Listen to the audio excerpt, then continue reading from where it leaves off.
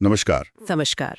आज हम gym Collins और मॉर्टन हैंसन की किताब ग्रेट बाय चॉइस इस पर थोड़ी गहराई से बात करेंगे। हाँ, ये किताब एक बड़े मजेदार सवाल का जवाब ढूंढती है। सवाल ये है कि भाई क्यों कुछ कंपनियां मुश्किल हालात में, एकदम उथल-पुथल वाले माहौल में भी असाधारण रूप से सफल हो जाती हैं, जबकि दूसरी कंपनियां उन्हीं हालात में बिल्कुल बिखर जाती हैं। और ये सिर्फ कोई अंदाजा या राय नहीं है। नहीं, बिल्कुल नहीं।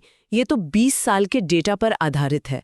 उन्होंने बहुत सफल 10x कंपनियों को लिया और उनकी तुलना सामान्य कंपनियों से की। वो भी मुश्किल दौर में।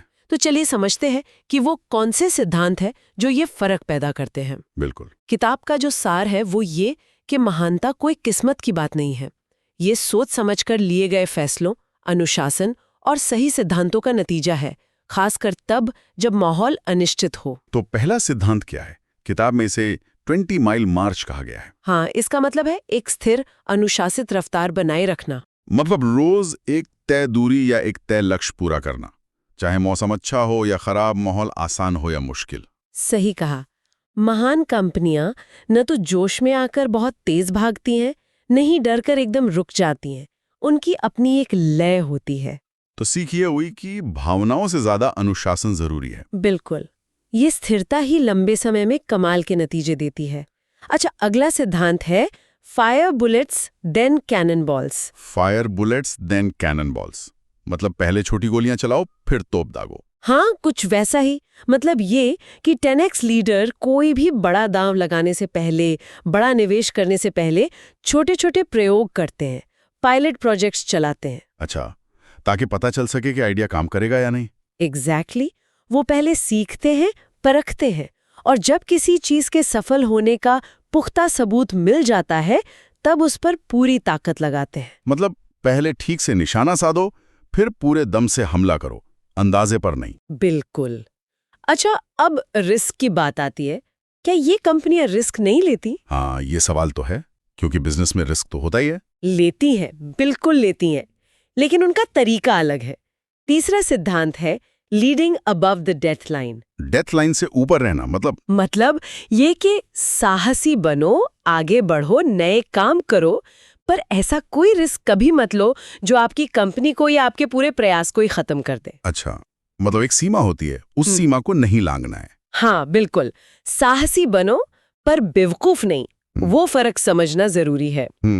ये समझदारी की बात है। अच्छा, इन सब चीजों को लगातार एक सिस्टम से कैसे करते हैं वो? उसके लिए है चौथा सिद्धांत, SMAC रेसिपी। SMAC यानी specific, methodical and consistent. Specific, methodical, consistent recipe, ये क्या है? ये बेसिकली काम करने के कुछ तय नियम और सिद्धांतों का एक पक्का सेट है।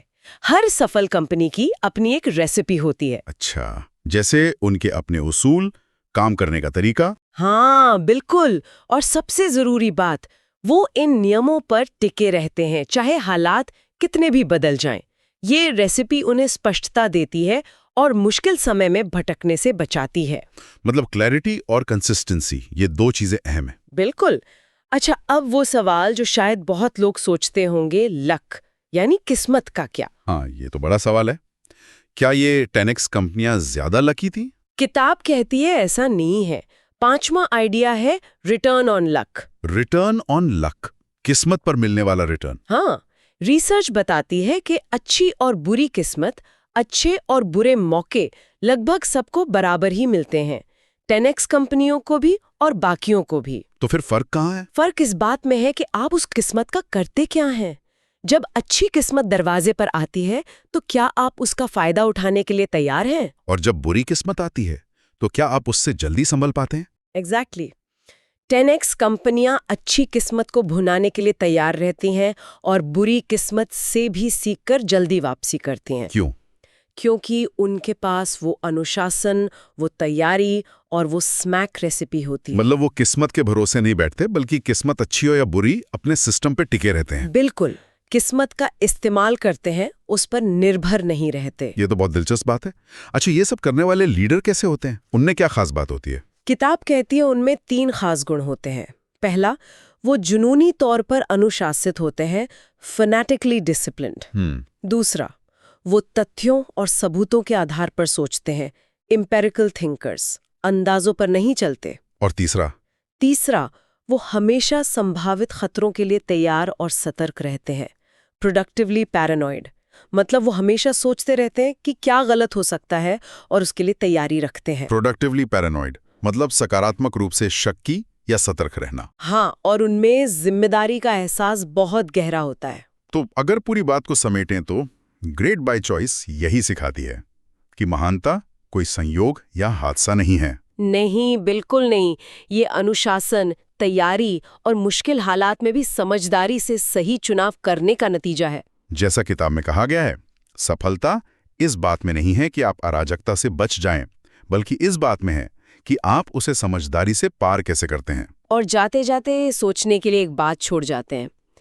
ये जो सिद्धांत है 20 mile march, fire bullets then cannon balls, SMAC recipe, क्या ये सिर्फ कंपनियों पर ही लागू होते हैं?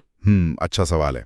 क्या हम इन्हें अपनी जिंदगी में अपने व्यक्तिगत लक्ष्यों के लिए भी इस्तेमाल कर सकते हैं? हाँ, इस अनिश्चित दुनिया में पर्सनल लेवल पर कामयाब होने के लिए इन सिद्धांतों को कैसे अपनाया जा सकता है, इस पर सोचा जा सकता है।